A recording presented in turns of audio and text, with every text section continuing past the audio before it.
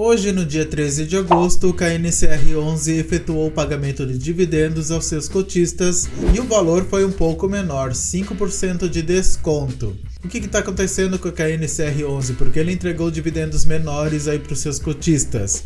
No vídeo de hoje, uma análise completa do KNCR11 para te ajudar a tomar a melhor decisão de investimento. Então, bora pro vídeo!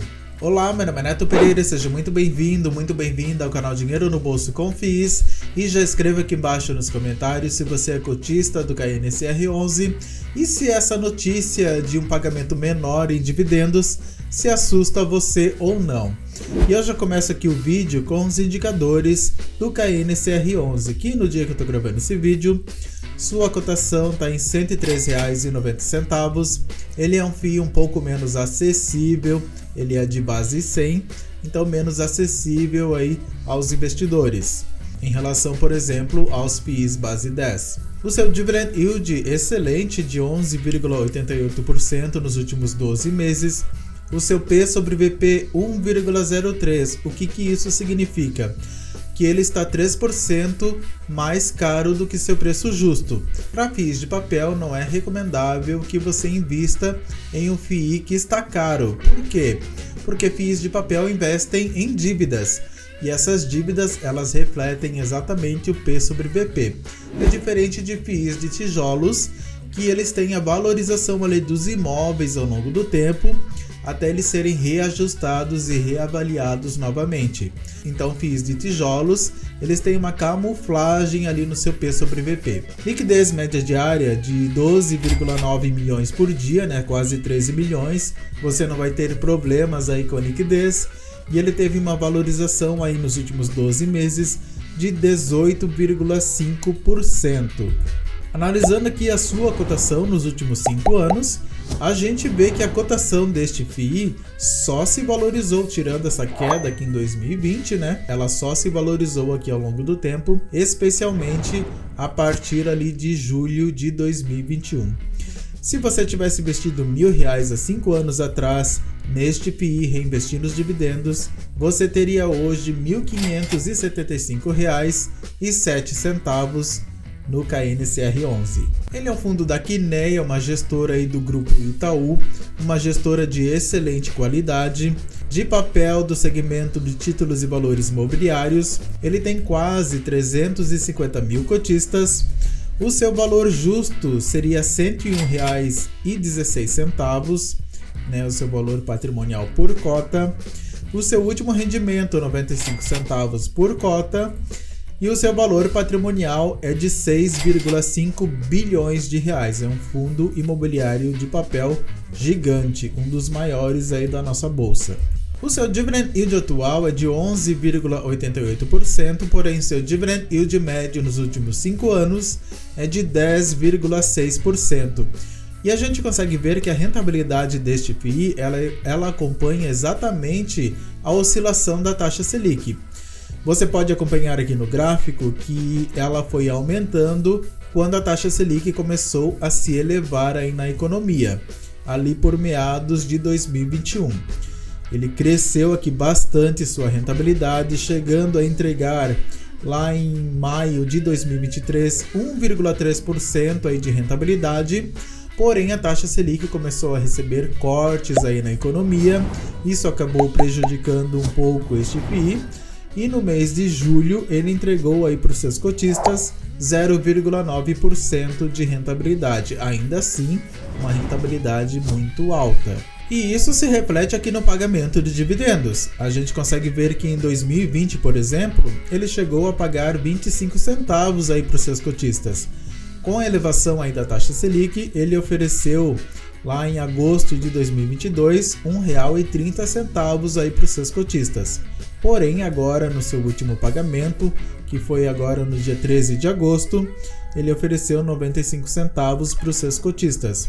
E ele vinha entregando aí R$1 por cota já há 3 meses consecutivos. Comparando aqui a rentabilidade do KNCR11 em relação ao CDI e também ao IFIX nos últimos 5 anos, a gente vê que ele supera a rentabilidade desses índices, 57,8% do fundo, CDI 47% e o IFIX 27%.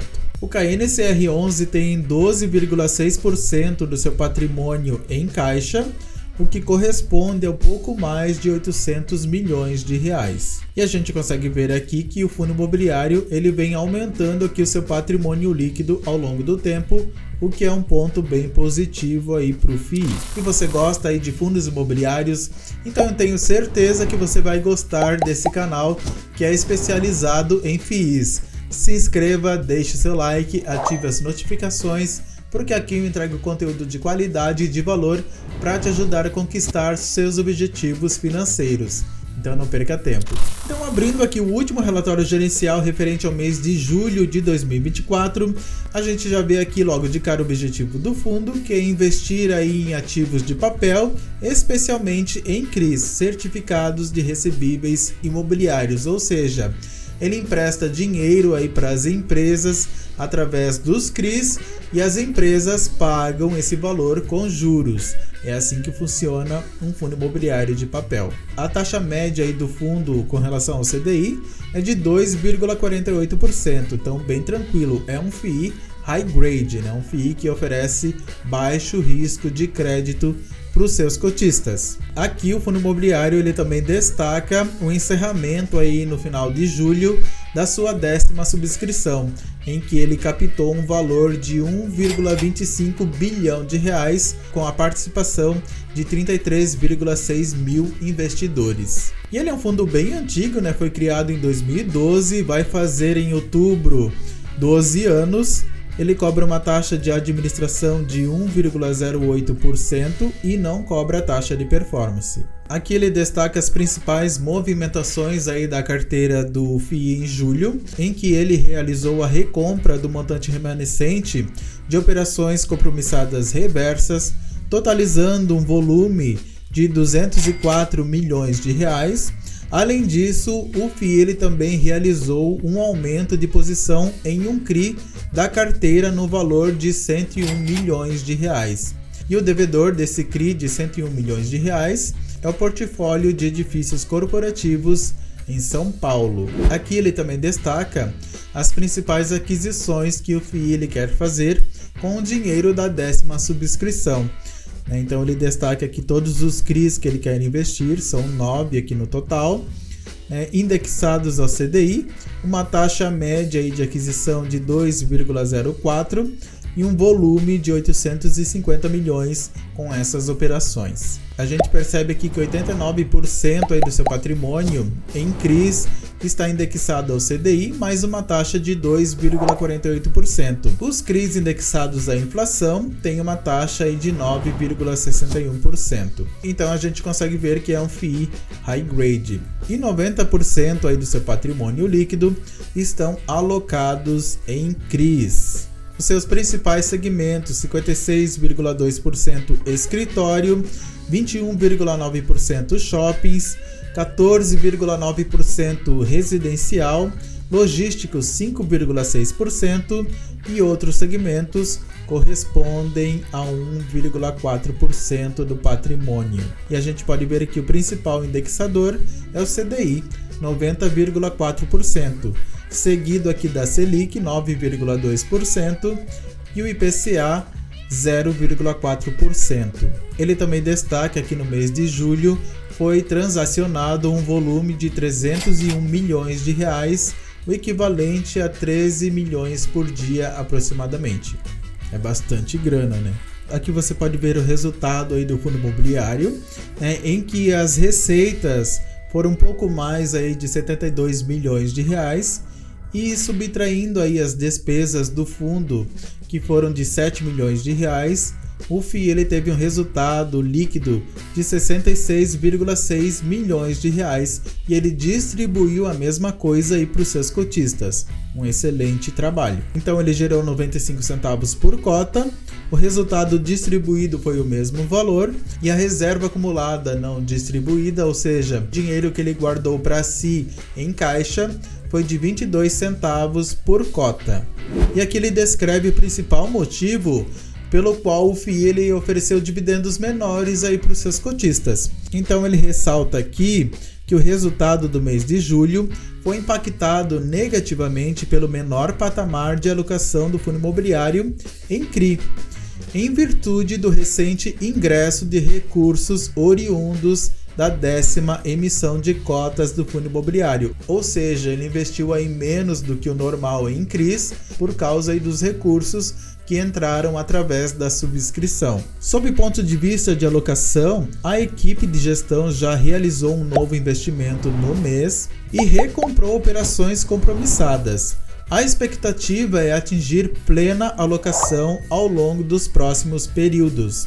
A carteira do fundo segue beneficiada pelo alto patamar do CDI e permanece saudável sem eventos negativos de crédito no portfólio, o que é muito bom para o FII e para você também cotista do FII. Então a gente pode ver aqui que não foi aí inadimplência, né? Não foi calotes financeiros, não foi aí carência, foi esse motivo de investimento aí menor em CRI nesse mês de julho, por causa da subscrição.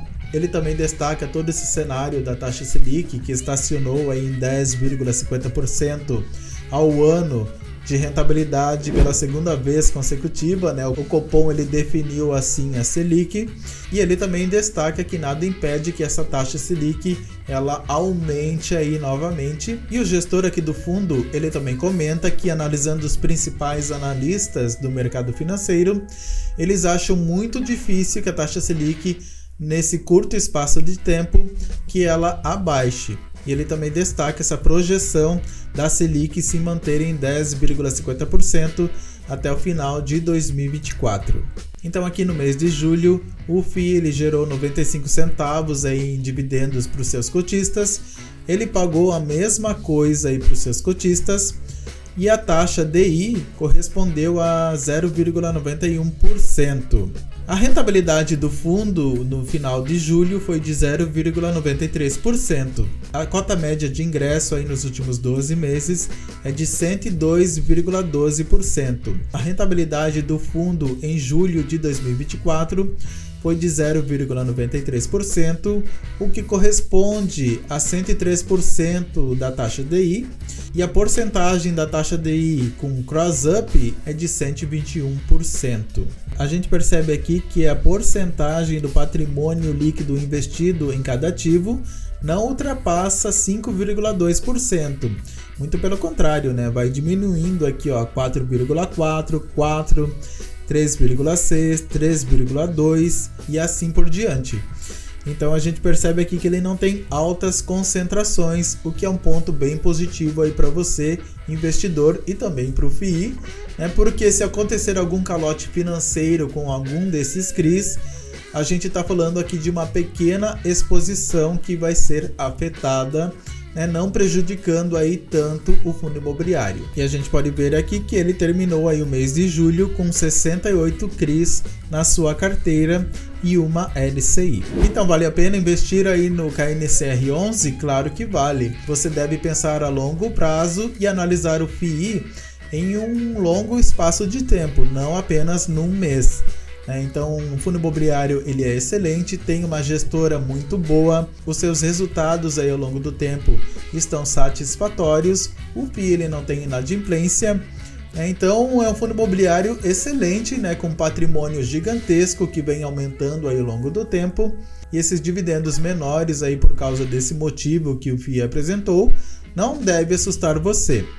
Você deve olhar aí uma janela maior de tempo, tanto analisando aí o passado do FII, como também projetando aí o seu futuro. É claro que a gente não pode prever o futuro, adivinhar o que vai acontecer aí com o fundo imobiliário, mas considerando os resultados passados, a gente pode ter uma perspectiva aí do futuro deste FII. E na minha opinião, vale a pena sim investir nesse FII.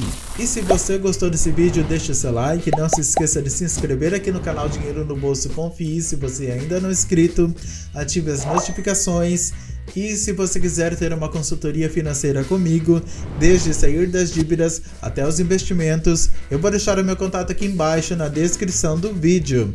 E eu vou deixar aqui no final esse vídeo entre o HGLG11 e o GARI 11, qual o melhor fundo imobiliário de tijolo para você investir.